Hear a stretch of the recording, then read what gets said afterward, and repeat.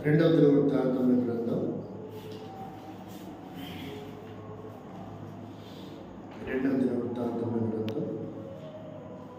1వ అధ్యాయము 12వ వచనం.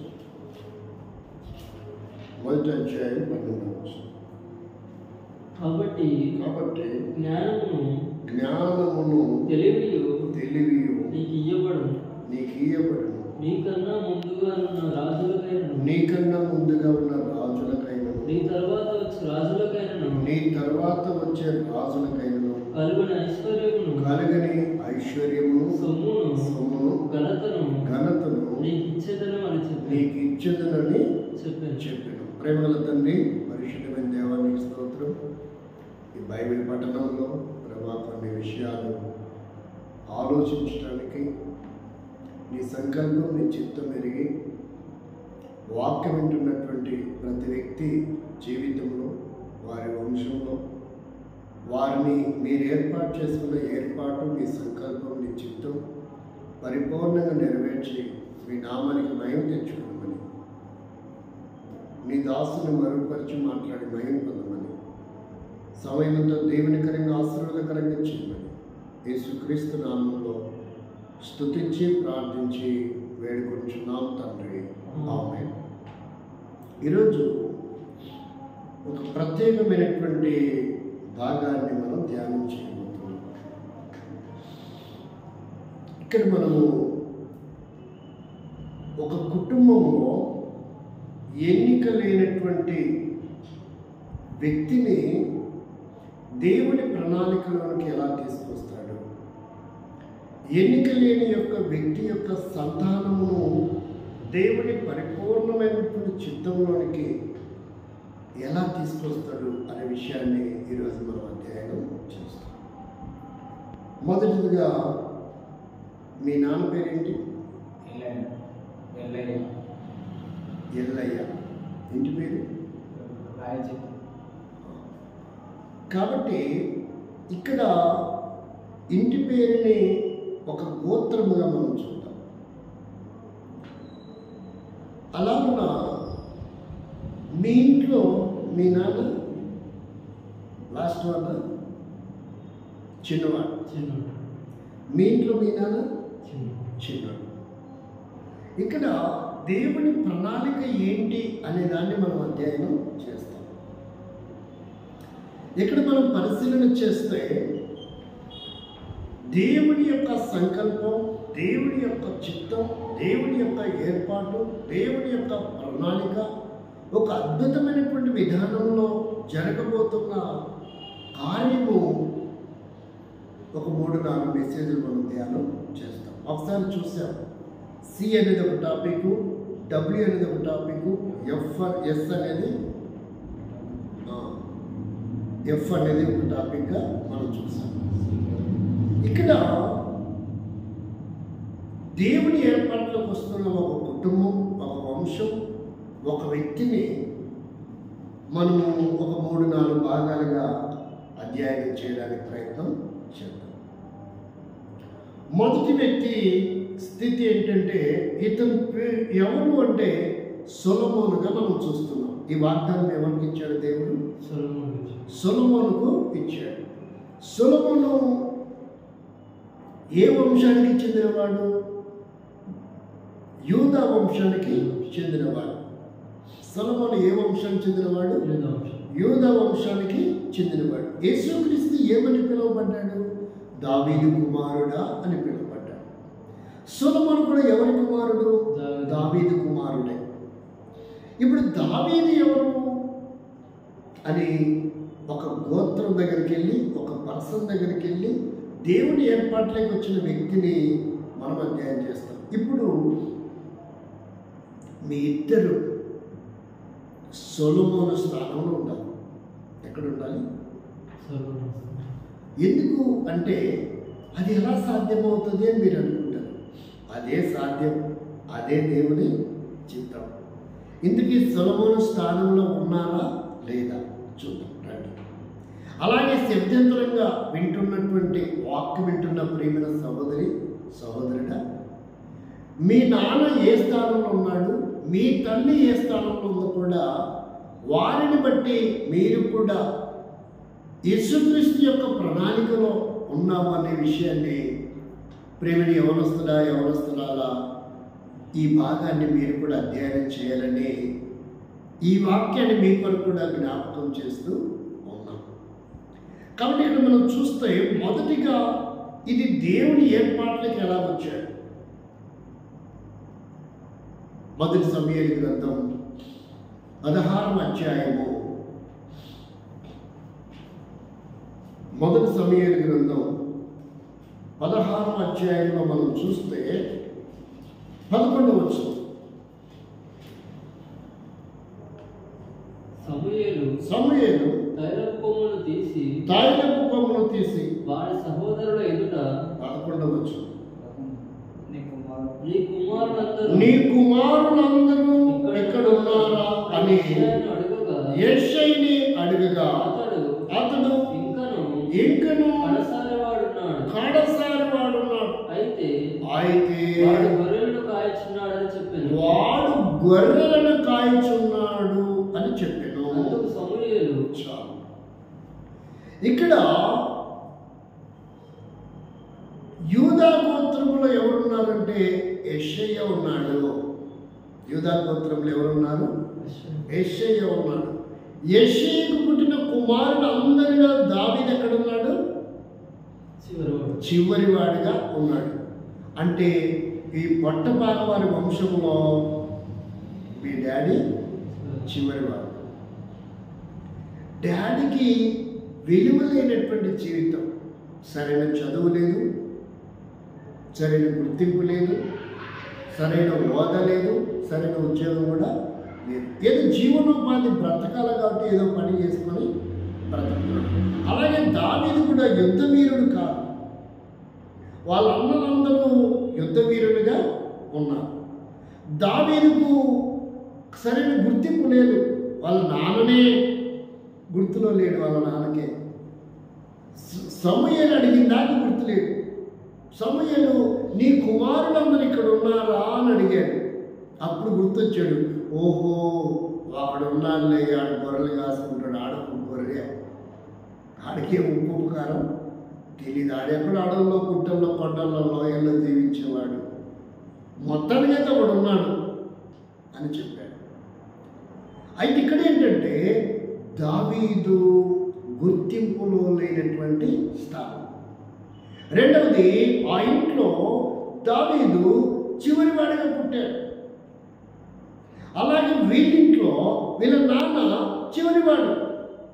ఏదో జీవనోపాధి కొరకై చెప్పండి ఏమంటుందని, జీవనోపాధి కోసం బ్రతకాలి కాబట్టి ఈయన కూడా సరైన టెక్నికల్ తెలీదు, సరైన చదువు ఉందో లేదో మరి అంతగా అవగాహన లేదు. కనిష్ఠుడిగా పుట్టాడు. అంటే మీ నాన్నలు దావీదు స్థానంలో ఉన్నారు, మీరెక్కడ ఉండాలా? సొలొమోను స్థానంలోకి రావాలి. అర్థమవుతుందా? వీళ్ళ నాన్నలు ఎక్కడికి వచ్చారు? ఇప్పుడు వీళ్ళ సంతానంలో చివరివారు.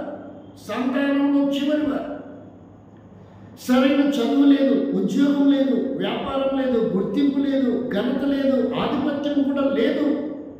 ఏదో బ్రతకాలగా ఉంటే ఒక చిన్న జీవనోపాధి కొరకై ఒక చేతి పని చేసుకుని జీవించే విధానం. దావీదు కూడా బ్రతకాల కాబట్టి ఏదో ఒక పని చేసుకొని తన జీవనం కొనసాగిస్తూ ఉన్నాడు. అంటే ఇప్పుడు మీ గోత్రము యూదా గోత్రముగా చూసుకోవాలా? మీ వంశాన్ని ఇప్పుడు ఎలా చూసుకోవాలా? యూదా వంశముగా చూసుకోవాలి. దావీదుకు చాలామంది పిల్లలు ఉన్నారు. ఉన్నారు లేదా? కొడుకులు ఉన్నారు లేదా? కానీ సొలొమోనే ఆ ప్రత్యక్షతలోకి ఎందుకు రాగలిగాడు అనేది ఇక్కడ మనం అధ్యయనం చేస్తాం. అలా చూస్తే మీకు కూడా ఇద్దరు పెద్దయ్యలు ఉన్నారు కదా. పెద్దయ్యలకు అబ్బాయిలు ఉన్నారా? లేరు. ఇంక నువ్వే అబ్బాయి. మీరింట్లో ఎంతమంది ఉన్నారు మొత్తం?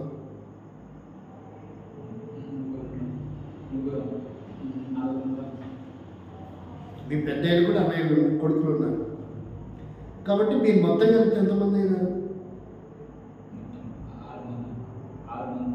6 మంది సంతానం. అంటే 3వ జనరేషన్. మీ తాతలు కాకుండా మీ నాన్న 2వ జనరేషన్, మీరు 3వ జనరేషన్. మీ ఇంట్లో మీ తాతను పక్కన పెడితే 2వ జనరేషన్. మీ నాన్నలు ఎంతమంది? మీ నాన్న 3 నాన్నల్లో నాన్న కనిష్ఠుడు. ఇక్కడ మనం గమనించవలసిన విషయం ఏంటంటే,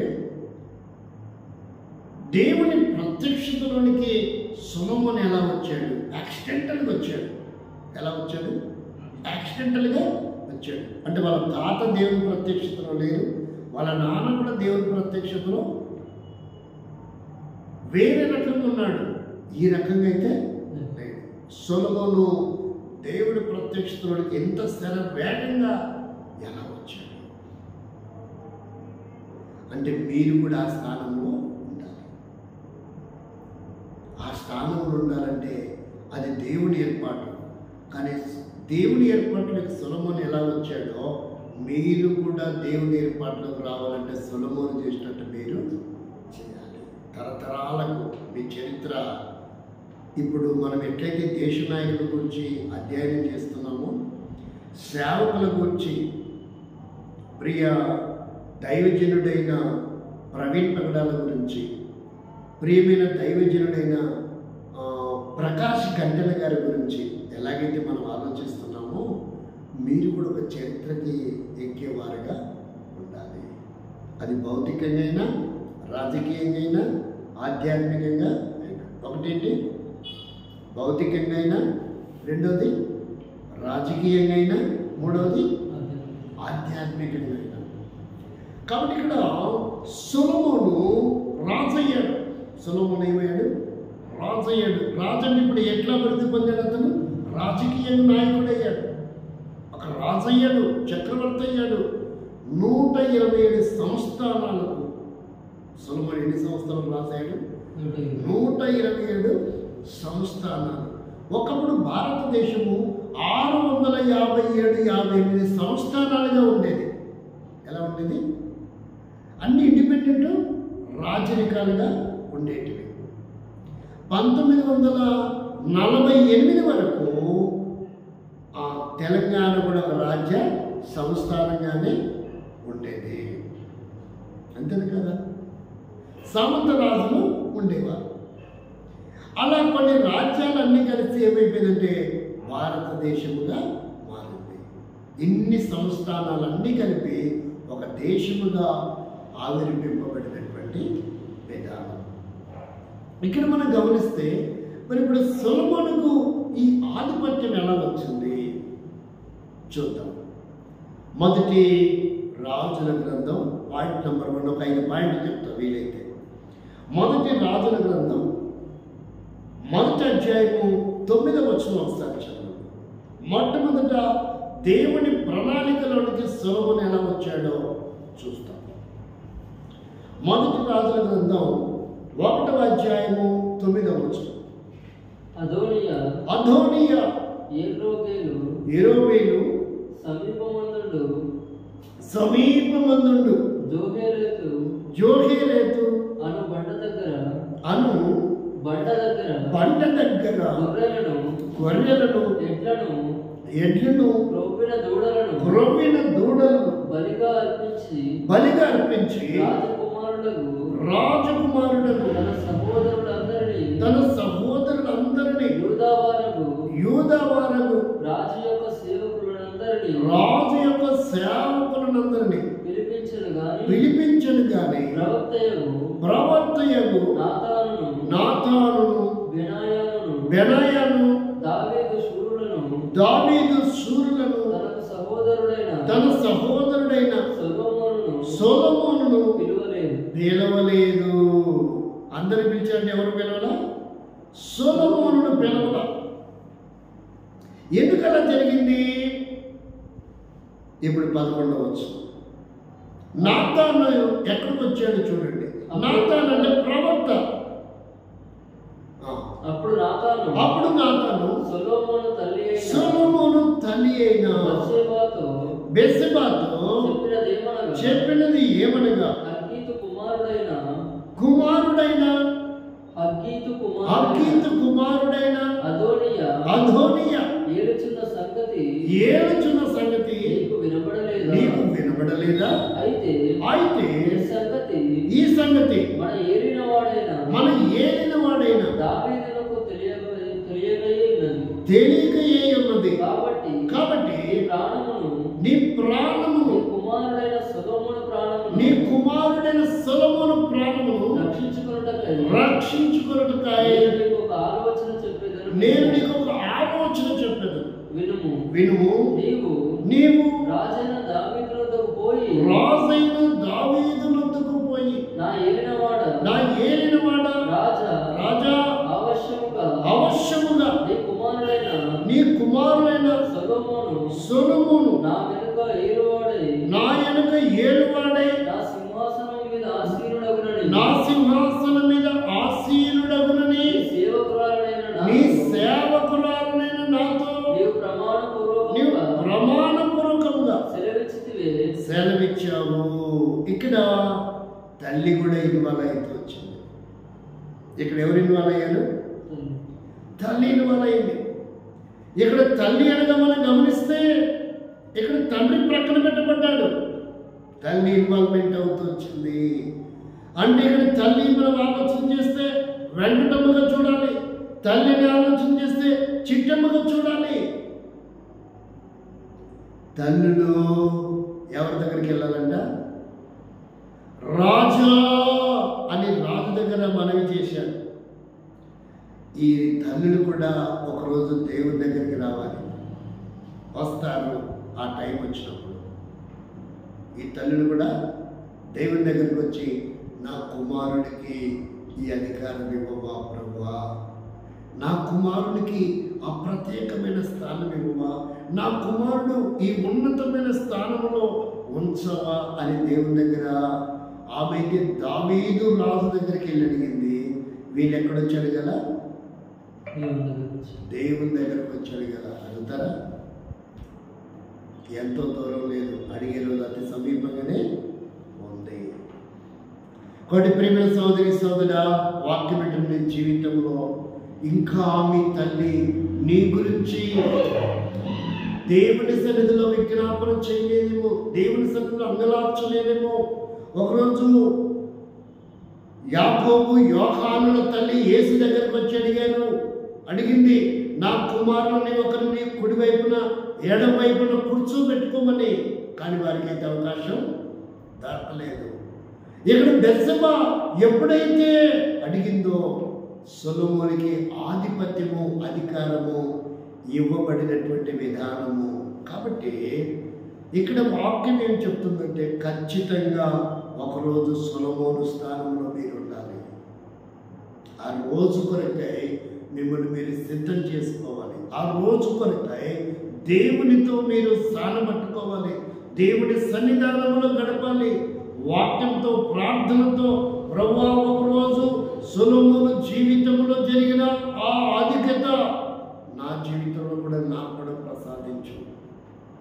ఒకరోజు సొలొమోను విషయంలో రాజు అయినటువంటి దగ్గర బెత్షెబా తల్లి అడిగిన విధానంలో నా ఉన్నతమైన స్థితి కొరకై నా తల్లి కూడా నా కొరకు ప్రార్థించే స్థాయికి తీసుకునిరా అంటే మీరు ప్రార్థన చేస్తే ఆమె కూడా ఏమవుతుంది? మారు మనసు రక్షణ పొందే అవకాశం ఉంది. వారి మాట విని లోబడితే సరిపోదు.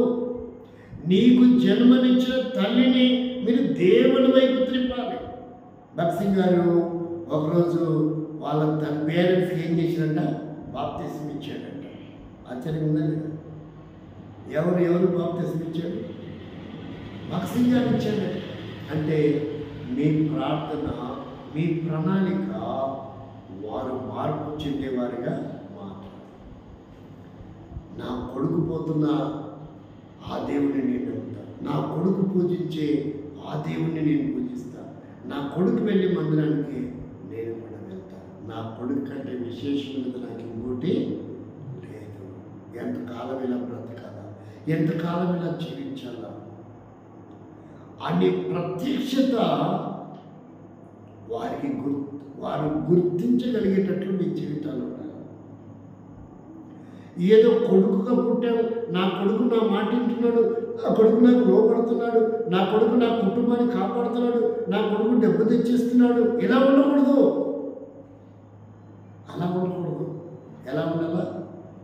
నేను ఇవన్నీ ఎందుకు చేస్తున్నానంటే నేను జీవము గల దేవుని నమ్మాను కాబట్టి, నేను ఫలాని మందిరానికి పోతున్నాను కాబట్టి ఇలా చేస్తున్నాను అని బీజాలు వారికి అర్థమయ్యేలా చెప్పాలి. లేదంటే అదిగో వాడు కూడా కొడుకే కదా ఆమెకు వాడెలా తిరుగుతున్నాడు, వీడు కూడా కొడుకే కదా ఆమెకు వీడెలా తిరుగుతున్నాడు, నేను ఎందుకు అలా తిరగట్లేదో తెలుసా అని చెప్పాలి. అర్థమవుతుందా? ఏమని చెప్పాలి? నీ కొడుకుగా పుట్టాడు కాబట్టి ఏదో పని చేసి ఉద్యోగం చేసి డబ్బు తెచ్చిస్తుందని చెప్పకూడదు. నా కొడుకు కాబట్టి నా కడుపులో పుట్టాడు కాబట్టి ఇలా చేస్తున్నాడంటే అంతేలేప అనకూడదు. మనం ఏమనాలి? వాళ్ళు కూడా వాళ్ళ తల్లి కడుపులో పుట్టారు కదా, వీళ్ళు కూడా పుట్టారు కదా, మరి వాళ్ళు ఎందుకు చేయట్లేదు? వాళ్ళు చేయట్లేదు అంటే వారు కూడా పుట్టారు, నేను ఎలా పుట్టానో అలా పుట్టాను, మరి నేను ఎందుకు చేస్తున్నా అనే ఆలోచన వాళ్ళకి మైండ్ బ్లాక్ అయ్యేటట్టు ఉండాలి. ఆన్సర్ అవును ఎందుకు చేస్తున్నావు అంటే నేను మారు మనసు పొందాను, నేను ఈ దేవుణ్ణి నమ్మాను, నేను ఈ మందిరానికి వెళ్తున్నా కాబట్టి ఎలా ఉంటున్నా అంతే తప్ప నీ కొడుకుగా పుట్టినందుకు నేను ఇవన్నీ చెయ్యట్లేదు అని చెప్పాలి. వాళ్ళది ఆ రోజు ఆలోచన చేస్తారు. నిజమేనా? వాని కొడుకు ఎలా ఉన్నాడు, వీని కొడుకు ఎలా ఉన్నాడు, వాని కొడుకు ఎలా ఉన్నాడు, ఆమె కొడుకు ఎలా, అన్నీ వాళ్ళు చూస్తారు. చూసి కరెక్టేనేమో, నా కొడుకు కూడా ఇలా ఉండడానికి ఈ దేవుని నమ్మడమే కారణమేమో, ఈ మందిరానికి వెళ్ళడమే కారణమేమో, అలా కనుకుంటే నా కొడుకు నాకంటే గొప్పోడైపోయినాడు, అందువల్ల నాకు ఇలా లోపడుతున్నాడు, ఇలా చేస్తున్నాడు, నా కూడా ఈ దేవుడిని నమ్ముతా, నేను కూడా ఈ మందిరానికి వెళ్తా అనేలాగా వారిని మనము ఏం చేయాలా? ప్రిపేర్ చేయాలి మెంటల్గా. అంతేగాని నేను పుట్టాను కాబట్టి, నీ కడుపులో పుట్టాను కన్నావు కాబట్టి ఇలా ఉన్నానని మనం రుజువుపరచకూడదు. ఏం రుజువుపరచాలి? దేవునితో సంబంధం, మందిరంతో సంబంధం ఉండబట్టే నేను ఇలా ఉన్నా, కానీ లేదంటే వాళ్ళకంటే దరిద్రంగానే ఉండేవాడినేమో అని మనం కళ్ళగట్టినట్టు వాళ్ళతో సంభాషణ చేయాలి. కాబట్టి ఇప్పుడు దావీదుకు చాలా మంది కుమారులు ఉన్నారు, కానీ వాళ్ళందరూ సొలొమోను స్థాయికి రాలేదు. వచ్చారా? రాలేదు. సొలొమోనుకి ప్రత్యేకమైన స్థానం ఉంది. సొలొమోనుకి ఏముంది? ఒక ప్రత్యేకమైనటువంటి విధానం ఉంది. కాబట్టి మనం గ్రహించాలి. అంటే ఇప్పుడు మీ అమ్మను కూడా ఆత్మీయమైన జీవితంలో ఇన్వాల్వ్మెంట్ అవ్వాలి అంటే మీరేం ఎలా మాట్లాడాలి? ఇప్పటి నుంచి ప్రత్యేకంగా వారితో సంభాషణ చేయాలి. మా అమ్మ ఇలాంటిదేలే, వాళ్ళని ఎక్కువ ప్రేమిస్తుందిలే, వీళ్ళని ఎక్కువ ప్రేమిస్తుందిలే, నేనంటే లెక్క లేదులే, నేనంటే గుర్తింపు లేదులే అనుకోకూడదు. మనము నమ్మిన దేవుడు, మన ఆత్మీయత వాళ్ళకి అర్థమయ్యేలాగా ఉండాలి. అంటే అది కూడా మన బాధ్యతనే. ఆ విధంగా కూడా మనం ప్రూవ్ చేయాలి. నీ కొడుకు లాంటి కాదు, నా కొడుకు బంగారం ఏంటి అంటే సరిపోదు. అలా అవటానికి కారణం ఏంటో తెలుసా అని చెప్పాలి. నువ్వు నా కొడుకు బంగారం ఏంటి అని చెప్పుకోవడం గల కారణం ఏంటో తెలుసా? ఈ దేవుని నమ్మడమే కారణం, ఈ మందిరానికి వెళ్ళడమే కారణం. రుజువుపరచుకోవాలి. అప్పుడు నీ తల్లిదండ్రి తలెత్తుకుంటారు. నిజమేనా? అవునా? కరెక్టేనా? అవును, వీడు చెప్పిందైతే నిజమే. దీన్ని బట్టే వారి కొడుకులాగా, ఆమె కొడుకులాగా నా కొడుకు లేడు అనేది వారికి అర్థమవుతుంది.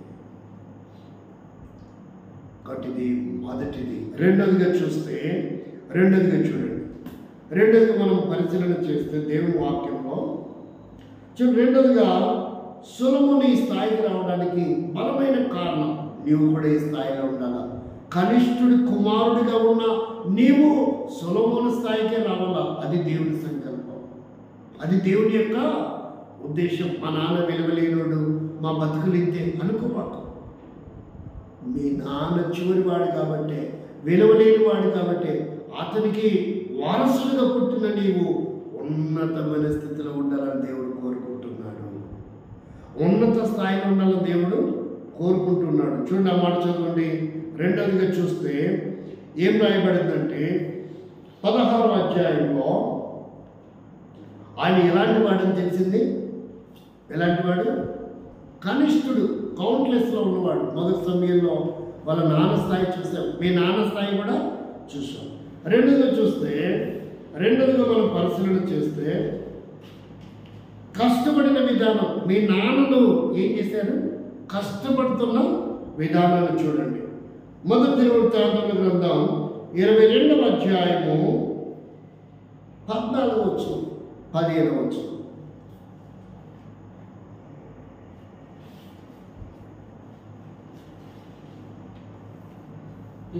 ఇదిగో నేను నా కష్టస్థితిలోనే ప్రయాసపడి యెహోవా మందిరము కొరకు 2 లక్షల మణుగుల కాబట్టి ఇక్కడ మీ డాడీ కూడా వాక్యం వింటున్న సహోదరుడా, మీ నాన్న కూడా కష్టపడుతున్నాడేమో కుటుంబాన్ని పోషించడానికి. చేతి రెక్కల కష్టం మీద ఆయన బ్రతుకుతూ మిమ్మల్ని బ్రతికించి ఆయన కష్టపడుతూ సంపాదించిన సొమ్ముతో సుఖపడకుండా మీ చదువుల కొరకై, మీ భవిష్యత్తు కొరకై ఎంతో సొమ్మును వెచ్చించారు. ఎంతో సొమ్మును వెచ్చించారు. నా కష్టము నా కొడుకులకు రాకూడదు, నా కష్టం నా కొడుకు రాకూడదు. వాడు బాగా చదువుకోవాలి, ప్రయోజకుడు అవ్వాల. నా శ్రమ, నా బాధ, నా ఇబ్బంది వాడికి రాకూడదు. కొంతైనా వాడు చదువుకోవాలా అని కష్టపడి మీ చదువు కొరకు, మీ భవిష్యత్తు కొరకు మంచి వస్త్రాలు కొని, మంచి చెప్పులు కొని, అందరి పిల్లల కంటే నా కొడుకు కూడా మంచివాడుగా, చక్కగా, సంతోషంగా, నీట్గా మంచి డ్రెస్ వేసుకొని తిరిగితే వారు సరైన వస్త్రం లేక మీకు మంచి వస్త్రాలు కొనిపెట్టి వారి పిల్లలు చదువుకొని ఉద్యోగాలు చేసి వారి పిల్లల్ని చూసి మిమ్మల్ని చూస్తే మురిచిపోయిన దినాలు ఉన్నాయి. కష్టకాలంలో నా పిల్లవాడు ఇలా ఉండాలి, వాళ్ళ పిల్లల కంటే నా పిల్లోడు తక్కువ డ్రెస్ వేసుకోకూడదు, కాబట్టి వారి పిల్లల్లాగా నా పిల్లడు కూడా చదువుకోవాలని వారి కష్టస్థితిలో రూపాయి కూడబెట్టి నీ ఎదుగుదల కొరకు, నీ వస్త్రాల కొరకు, నీ చదువు కొరకు వారు ఎంతో శ్రమించారు. ఇది రెండవ అనుభవం. అంటే మేము అక్కడ సొలొమోను స్థాయి కొరకు దావీదు కష్టపడిన విధానం మనకు అర్థమవుతుంది. ఇక్కడ వాక్యం వింటున్న నీవు, నీ కొరకై నీ తండ్రి కష్టపడుతున్న విధానం, ఆ శ్రమ, ఆ త్యాగము నీవు గుర్తించాలి. నీ ఒరిజినల్ హీరో సినిమా హీరో కాదు, నీ ఒరిజినల్ హీరోయిన్ సినిమా హీరోయిన్ కాదు. నీ కొరకే కష్టపడుతున్న నీ తల్లి నీ కొరకే కష్టపడుతూ మంచి వంటలు చేసి, శుభ్రం చేసి, నీటిగా వస్త్రాలు ఉతికి, నిన్ను ప్రయోజకులు చేసి, నీ తల దువ్వి సిద్ధపరిచి నిన్ను స్కూల్కి పంపిస్తుందే నీ తల్లి, నీ ఒరిజినల్ హీరోయిన్, నీ సెలబ్రిటీ. నీ తండ్రి నీ ఒరిజినల్ హీరో, ఆయన నీ సెలబ్రిటీగా ఎంచుకోవాలి. ఇది సొలొమోను గ్రహించాడు. ఇప్పుడు ఆయన దేని కొరకు సిద్ధపరచంటే దేవుని మందిరం కొరకు సిద్ధపరచండి దావీదు. దేని కొరకు? దేవుని మందిరం కొరకు. మరి మీ నాన్నలు దేవుణ్ణి నమ్మలేదు, దేవుని ఏ కొరకు, మందిరం కొరకు ఏం సిద్ధపరుస్తారని మీరు అనుకుంటున్నారు కదా. కానీ నీవే దేవుని ఆలయం. ఎవరు? నీవే దేవుని ఆలయం. మనమే దేవాలయం, మనమే దేవాలయం. అంటే మిమ్మల్ని ప్రిపేర్ చేయడానికి, మీ జీవితాలు కట్టడానికి ఆయన సంపాదన, ఆయన చెమట కార్చి దారిపోసి సంపాదించినల్లా ఏం చేశారు? ప్రయోజకులు చేయటానికి మీ కొరకు ఖర్చు పెడుతూ వచ్చారు. ఇకపోతే మూడవదిగా చూస్తే దేవుని వాక్యంలో మూడవది మనం పరిశీలన చేస్తే ఇక రాయబడిన మాట చూడండి. రాజుల గ్రంథం 2వ అధ్యాయము 3వ వచనం. రాజుల గ్రంథం మొదటి రాజుల గ్రంథం 2వ అధ్యాయం 3వ వచనం.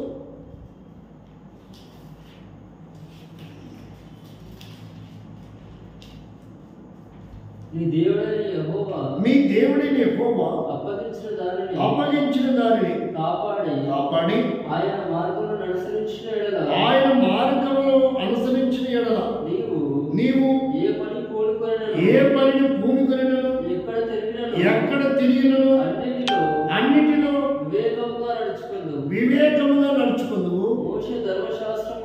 మోషే ధర్మశాస్త్రము రాయబడి ఉన్న దేవుని కట్టడలను ఆయన నిర్మించిన ధర్మమంతటిని ఆయన న్యాయ విధులను శాసనములను నువ్వు గైకొనాలి. ఇప్పుడు ఇవన్నీ కూడా సొలొమోను గైకొన్నాడు. 4వ వచనం చదవండి. అప్పుడు నీ పిల్లలు తమ ప్రవర్తన విషయములో జాగ్రత్తగా ఉండి నా ఎదుట తమ పూర్ణ హృదయంతో పూర్ణ మనసుతో సత్యమును అనుసరించి నడుచుకుంటే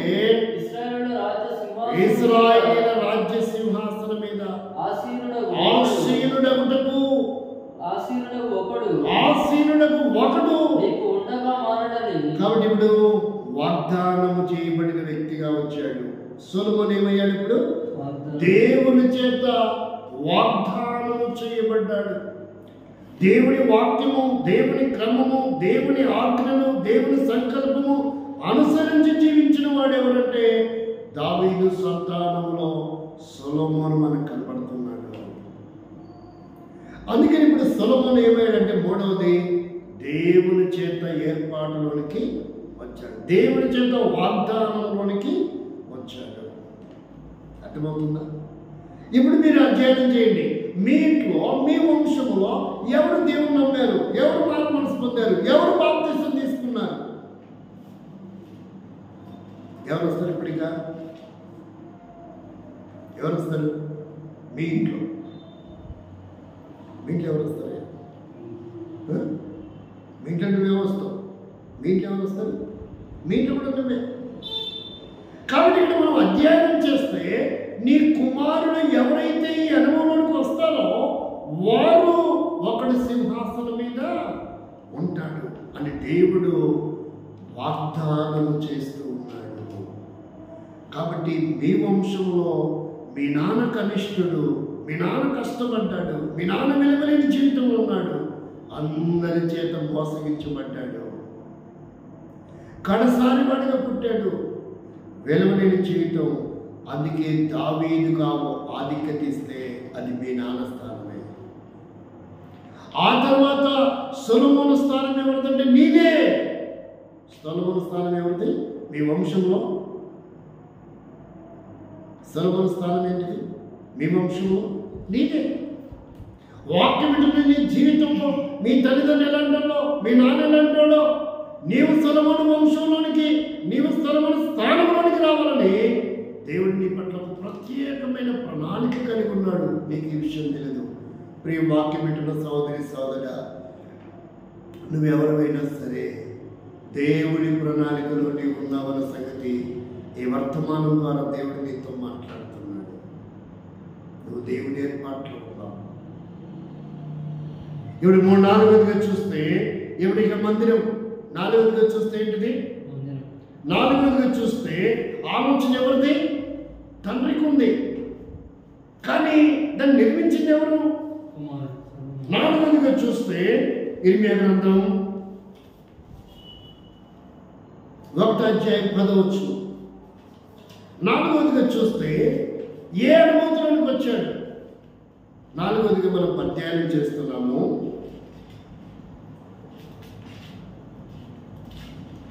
సొలొమోను స్థాయికి రావడానికి దేవుని యొక్క ప్రణాళిక, ఆయన జీవితంలో జరిగిన ఒక్కొక్క మెరకల్, ఒక్కొక్క అద్భుతం, ఒక్కొక్క ఆశ్చర్యకార్యం, పెళ్లగించుటకును, వేరగొట్టుటకును, నశింపచేయుటకును, పాడత్రోయుటకును, ఇక్కడ నుంచి మనం చూద్దాం, కట్టుటకును, నాటుటకును, నేను ఈ దినమున జనముల మీదను రాజ్యముల మీదను నేను నియమించి ఉన్నాను. కాబట్టి నిర్మాణ విషయంలో దేవుడు మాట్లాడుతున్నాడు సొలొమోను పట్ల ప్రణాళిక. కట్టుటకును నాటుటకును. కట్టాలంటే మందిరమును కట్టడమే కాదు, ఆత్మలను కట్టాలి, పాడైపోయిన జీవితాలను కట్టాలి, పాడైపోయిన కుటుంబాలను కట్టాలి. అనేకులు యవనస్తులు ఈ దినాలను చూస్తే డ్రగ్స్కు, త్రాగుడుకు, చూడడానికి, సబ్సీలకు, పబ్జీలకు, బెట్టింగ్లకు, బైక్ రేసులకు, హార్స్ రేసులకు ఇలాగ వారి జీవితం దారిపోస్తున్నారు. మారక ద్రవ్యాలకు వారి జీవితం. కొంతమంది మతోన్మాదులుగా, కొంతమంది కులం కోసం, కొంతమంది మతం కోసం వారి జీవితాలు భ్రష్టు పట్టిపోతున్నాయి. కొంతమంది ఉగ్రవాదులుగా మారిపోతున్నారు యవనస్తులు. కొంతమంది దేశద్రోహులైతున్నారు.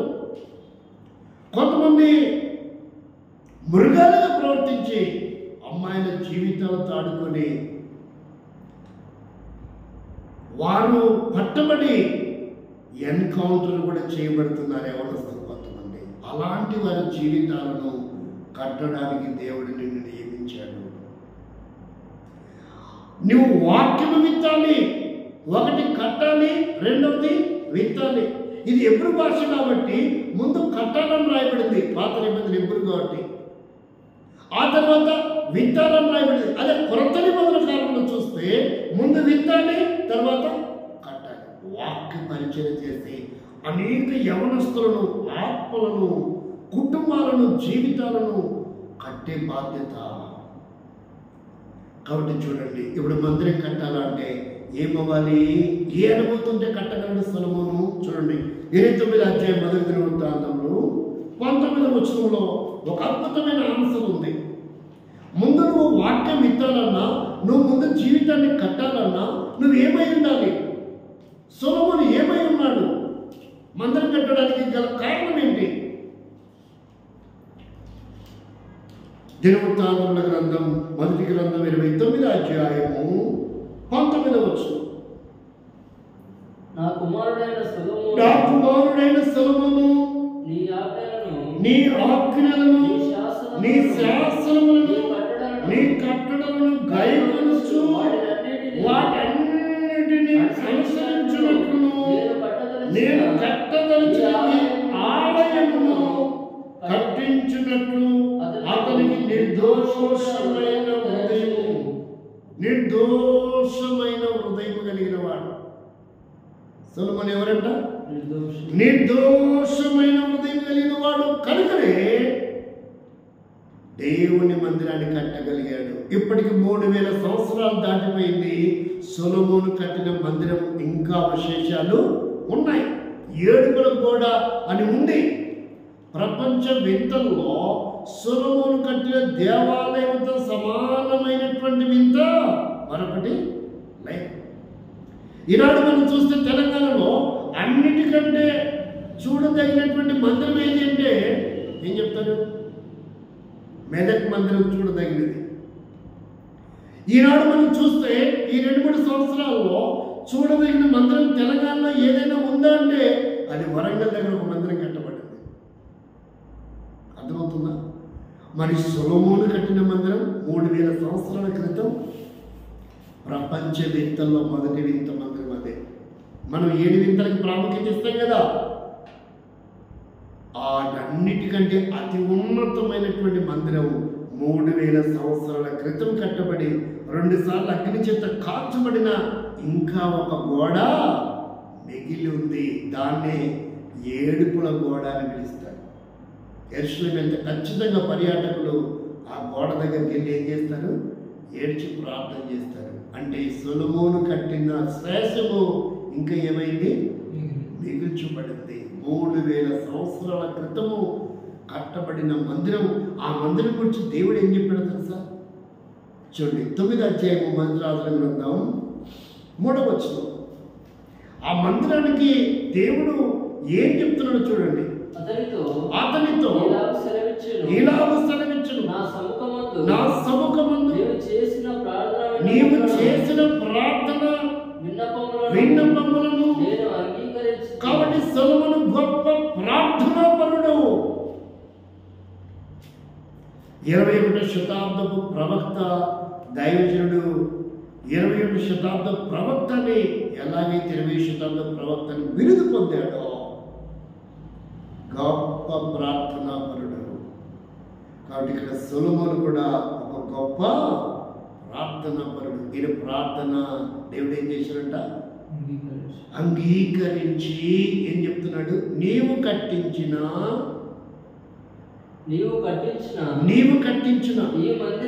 ఈ మందిరమును పరిశుద్ధపరచి ఉన్నాను.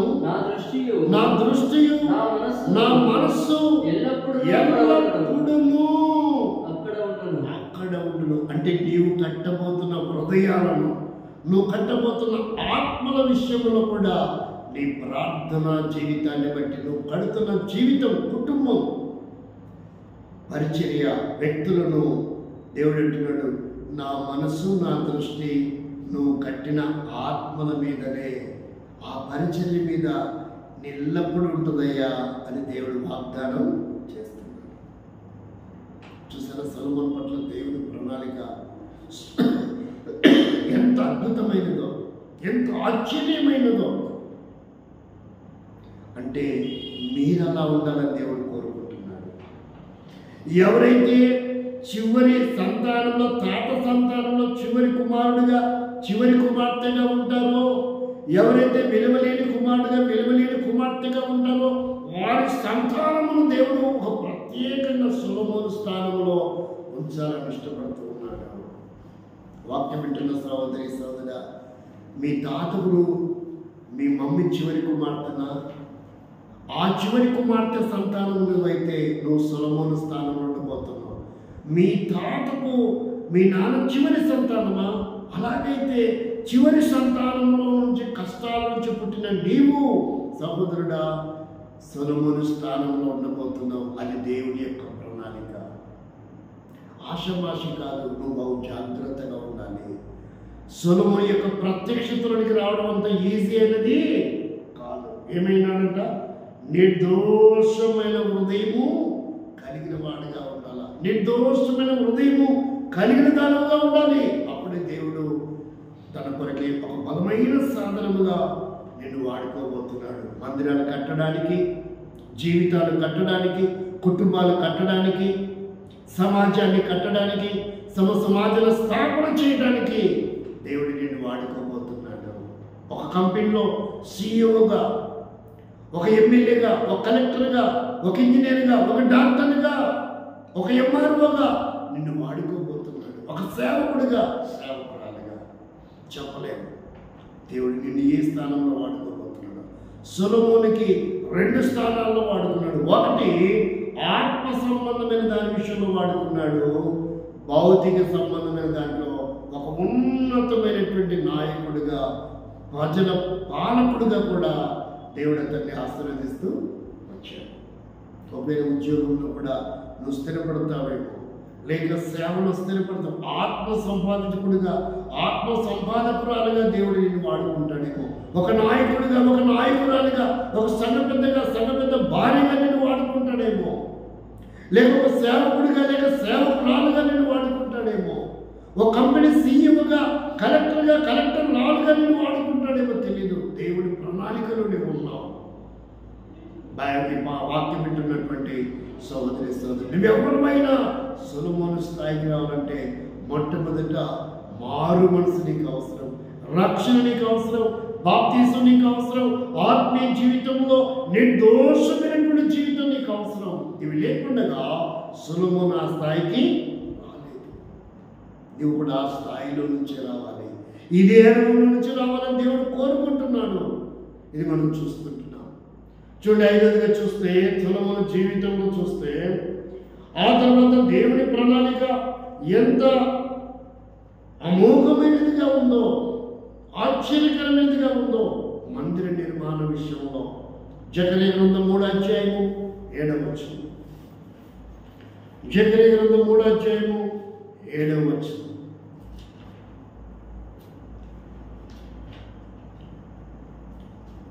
మూడో అధ్యాయం 7వ వచనంలో మాట్లాడుతున్న మాట, 2 రకాలుగా వాడుకోబోతున్నాడు దేవుడిని నీ రాత్రి కాలంలో. 2 రకాలుగా వాడుకోబోతున్నాడు దేవుడిని జీవితాన్ని. ఒకవేళ నువ్వు యవనస్తురాలవా, నువ్వు యవనస్తున్నవా, నువ్వెవరైనా సరే దేవుడు నిన్ను బహుబలంగా వాడుకోవడానికి ఇష్టపడుతున్నాడు. ఏడవచనం చూస్తే బబులోను దేశంలో జకర్యా గ్రంథం 3వ అధ్యాయము 7వ వచనం. సైన్యములకు అధిపతి యెహోవా సెలవిచ్చినది ఏమనగా నా మార్గములను నడుచుచు నేను నీకు అప్పగించిన దానిని భద్రముగా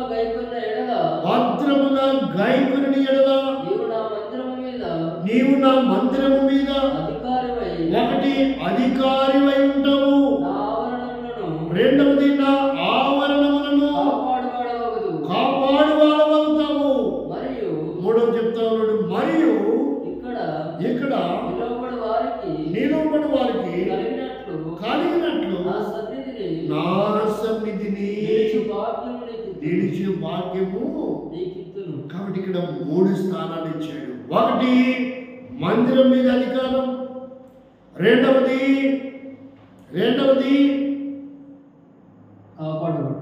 మందిరమును దేవుడి యొక్క ప్రాపర్టీస్ విశ్వాసాలని కూడా కాపాడాలి. మందిరము ప్రాపర్టీ భౌతిక సంబంధమైన మందిరాన్ని కాపాడాలి. ఆత్మ సంబంధమైన మందిరం ఆత్మలను కూడా కాపాడాలి, చెదిరిపోకుండా, తప్పిపోకుండా, జారిపోకుండా. మూడవది ఏంటంటే నా సన్నిధిలో నిలిచే భాగ్యం నేను ఇస్తాను. ఒకరోజు మాట్లాడతాడు, ఏలియా మాట్లాడతాడు, నేను ఎవరి సన్నిధిలో ఉన్నానో తెలుసా? ఆ జీవము గల దేవుడు. అంటే నువ్వు ఎవరి సన్నిధిలో ఉండాలి? జీవము గల దేవుని సన్నిధిలో ఉండాలి. ఒక హెచ్చరిక చేశాడు, సొలొమోను ఈ అనుభవంలో ఉన్నాడు, నీవు కూడా ఈ అనుభవానికి రావాలి, అప్పుడే నువ్వు ఆ స్థాయికి వెళ్తావు. సొలొమోను మందిరముని కాపాడే స్థానం, రెండవది ఆవరణములను కాపాడే స్థానం, దేవుని సన్నిధిలో నిలిచే స్థానం. అధికారం ఇవ్వబడుతున్నాడు. ఉన్నతమైన స్థితిలో సొలొమోను నుంచిన దేవుడు నిన్ను కూడా ఆ విలువలేని కుటుంబంలో, విలువలేని తండ్రికి పుట్టి, అధికారం లేని తండ్రికి పుట్టి, కనిష్ఠుడైనటువంటి కుమారుడికి పుట్టిన, కనిష్ఠురాలైన కుమార్తె పుట్టిన మీ తాతింట్లో నీకు ఆ స్థానం దేవుడు సొలొమోను స్థానంలో నేను ఉంచాలని ఇష్టపడుతూ ఉన్నాడు. దేవుని వాక్యం చూస్తే ఎంత అద్భుతమైనటువంటి సంగతులు చూడండి. ఇక్కడ సొలొమోను రాజు అయ్యాడు అంటే భౌతికమైన అధికారం కూడా ఇవ్వబడింది, ఆత్మ సంబంధమైన అధికారం కూడా ఇవ్వబడింది. ఇప్పుడు మనం రాజు కాలేం కదా, మరి ఎవరు మన రాజు ఎవరు? ఏ రాజు సింహాసనం మనం ఎక్కబోతున్నాం? దానియేలు గ్రంథం ఇదేనోది, దానియేలు గ్రంథం 4వ అధ్యాయం 3వ వచనం చూడండి. మనకి ఏ సింహాసనం ఉంది? మనకి ఏ రాజ్యపాలన ఉంది? ఎక్కడ చెప్తా ఉన్నాడు? నీకే సింహాసనం ఎక్కబోతున్నావు నువ్వు, నీకే రాజ్యపాలన ఉందో ఎక్కడ చెప్తున్నాడు చూడండి. ఆయన సూచక్రియలు ఎంతో బ్రహ్మాండమైనవి. దానియేలు గ్రంథం 3వ అధ్యాయము 4వ అధ్యాయం 3వ వచనం.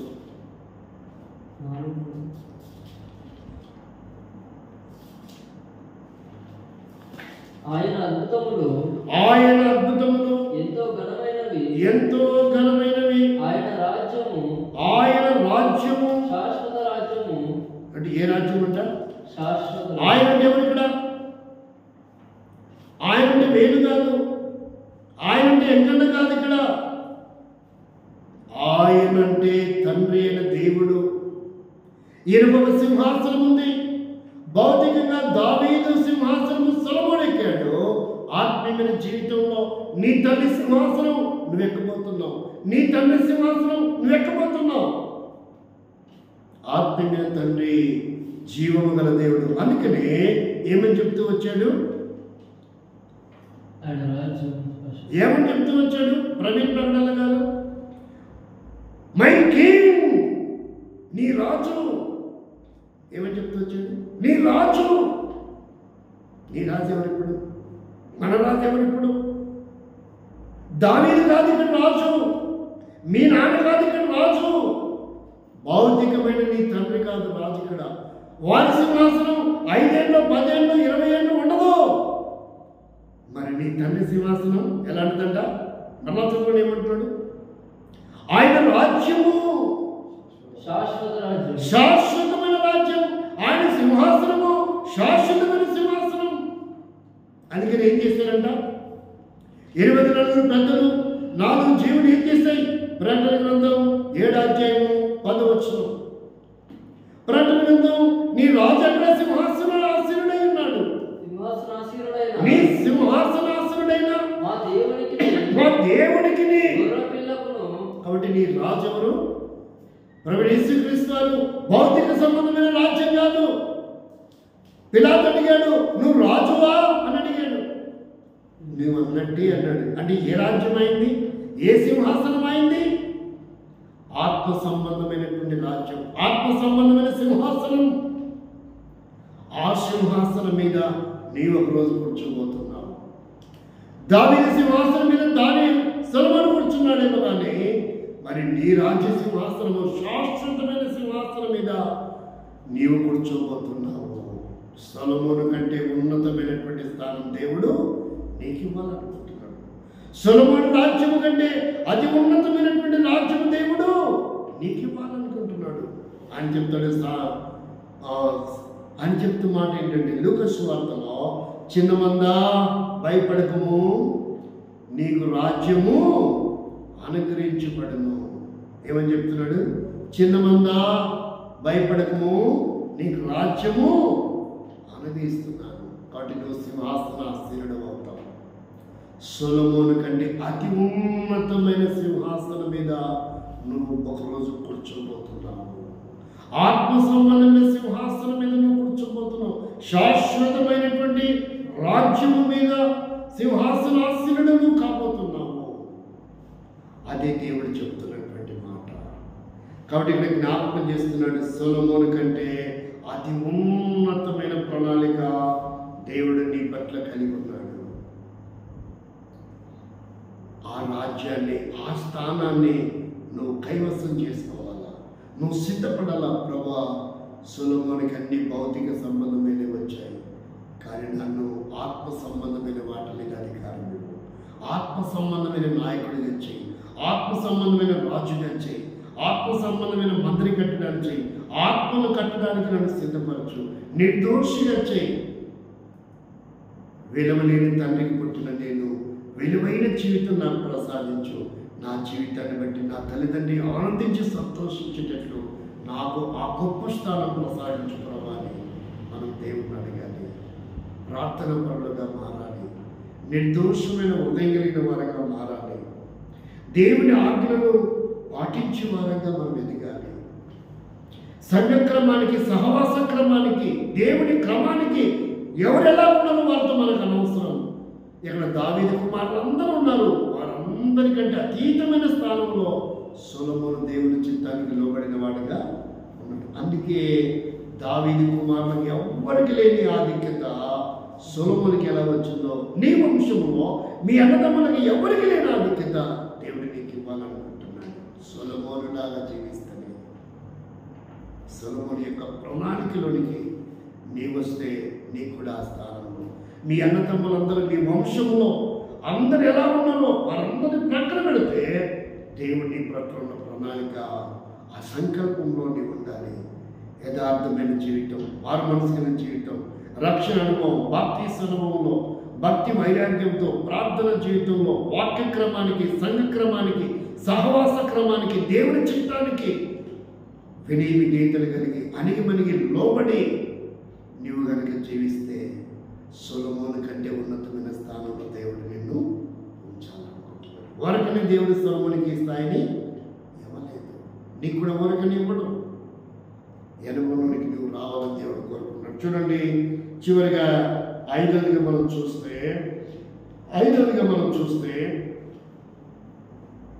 ఎలా ఇచ్చాడంట దేవుడు వీటిని, ఎలా ఇచ్చాడంట?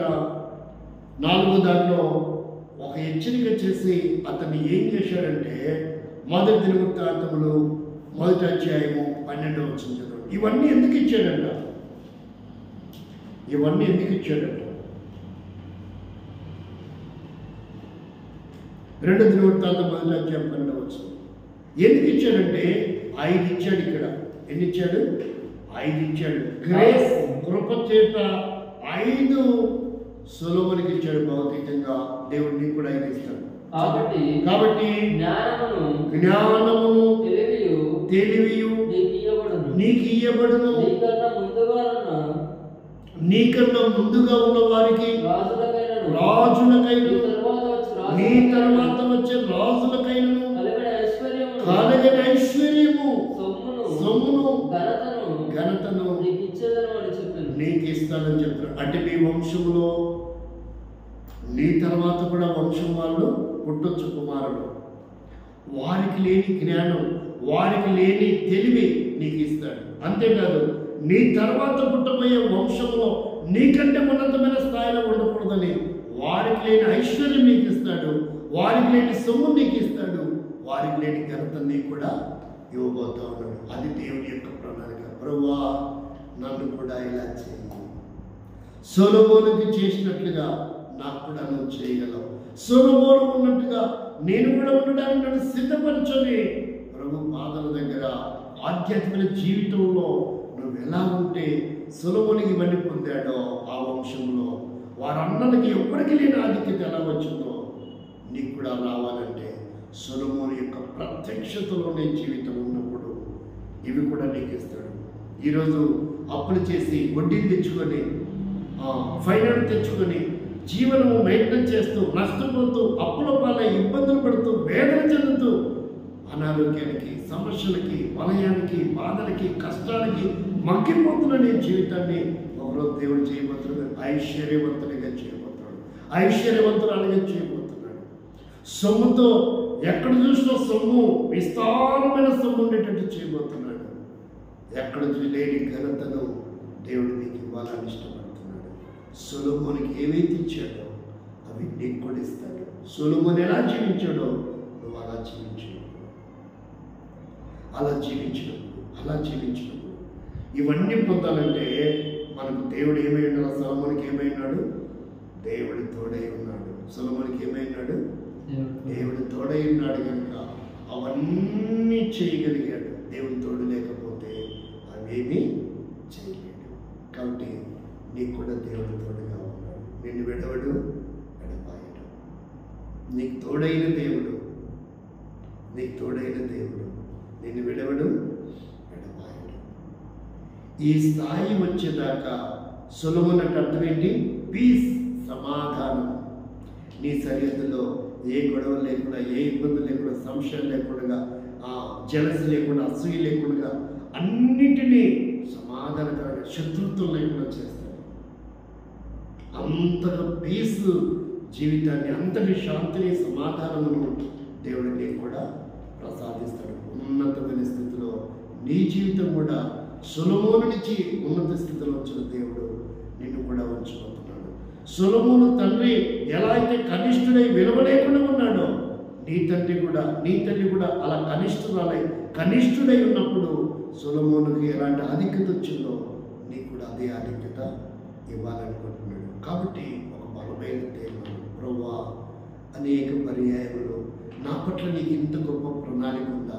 ఇది తెలియక ఏదో భూమి మీద మారు మనసు పొంది, రక్షణ పొంది చొచ్చిపోతున్నానే తప్ప ఎంత గొప్ప వ్యక్తిగా నన్ను చేయాలని నువ్వు కోరుకుంటున్నావని నాకు నీకు తెలియదు ప్రభువా. ఈరోజు అర్థమైంది. నేను నీ కొరకే జీవిస్తాను. నన్ను కూడా అలా ఉంచు ప్రభువా. ఆత్మలు కట్టేవాడిగా, వాక్యం ఎత్తేవాడిగా, మందిరం మీద అధికారిగా, కాపాడేవాడిగా, నా తర్వాత నా ముందు కానీ ఇంత ఐశ్వర్యవంతులు నా వంశంలో ఎవరు లేకుండా నా జీవితం కూడా నువ్వు కడతావు. నాకు తోడుగా ఉండి ప్రభా, నీ వాక్యానికి, నీ చిత్తానికి, నీ సంకల్పానికి నేను లోబడతా. వినయంగా, వినీతిగా, దీనుడిగా, సాత్వికుడిగా, భయభక్తులు కలిగి నీ వాక్య క్రమానికి, సంఘ క్రమానికి, సహవాస క్రమానికి నేను లోబడి జీవిస్తా. నన్ను కూడా సొలొమోను చేసినట్టుగా చేయి ప్రభాని ఒక మంచి తీర్మానం చేసుకున్నాను. దేవుడు సొలొమోనుతో చేసిన వాగ్దానము నీతో కూడా చేయాలనుకుంటాడు. ఆ చివరి మన మూలాంశాన్ని చదవండి. 2 దినవృత్తాంతముల గ్రంథం 1వ అధ్యాయము మనం ముగించుకుంటాం. ఏ వచనాలు చదివి మనం ముగించుకుంటాం? ఆ మూల వచనం చదవండి. కాబట్టి జ్ఞానము తెలివియు నీకు ఇయ్యబడును. నీకన్నా ముందుగా రాజుకైనను నీ తర్వాత వచ్చు రాజుకైనను కలగని ఐశ్వర్యము సొమ్మును ఘనతను దేవుడు వాగ్దానం చేశాడు. వాగ్దానం ప్రకారంగా సొలొమోను జీవితంలో 100% పరిపూర్ణంగా నెరవేర్చాడు. నీ జీవితంలో కూడా ఇలాగే వాగ్దానం చేసి దాన్ని నెరవేర్చాలని ఇష్టపడుతున్నాడు. సొలొమోను జీవితంలో దేవుడు ఎన్నో చూశాడు, అవన్నీ పర్ఫెక్ట్గా కనపడ్డాయి దేవుడికి. అందుకే సొలొమోనుకి దేవుడు వాగ్దానం చేసింది నెరవేర్చాడు. అలాగే నీ తల్లిదండ్రిని జీవితాలు ఎంతో విలువలేనివే, గుర్తింపు లేనివే, కానీ నిన్ను సొలొమోను స్థాయిలో దేవుడు ఉంచాలని ఇష్టపడుతున్నాడు. ఒక బలమైన తీర్మానం, మంచి తీర్మానం చేసుకొని దేవుడి కొరకే మనం సంపూర్ణంగా అప్పగించుకొని సొలొమోను స్థాయిలో రానున్న దినాల్లో దేవుడు మిమ్మల్ని కూడా కలిగ చేయుగాక. ఆమేన్. మోకరించండి, ప్రార్థన.